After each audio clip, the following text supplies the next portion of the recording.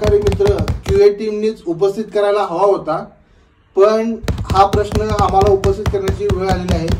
तरी मी या गोष्टीकडे सभागृहाचं जे लक्ष आहे ते वेधण्याचा प्रयत्न करतो, या ठिकाणी तुमच्या माध्यमातून सभागृहाला कळवतो। याबद्दलची व्यवसाय विनंती ही ईमेल व्यवहाराद्वारे अध्यक्षांना आणि या सभागृहाला करण्यात आलेली आहे। याबद्दलचा असा ईमेल व्यवहार हा ऑलरेडी झालेला आहे। त्याची विनंती सभागृहाकडे प्राप्त झालेली आहे आणि याची दखल आयटी टीमने घेतलेली आहे।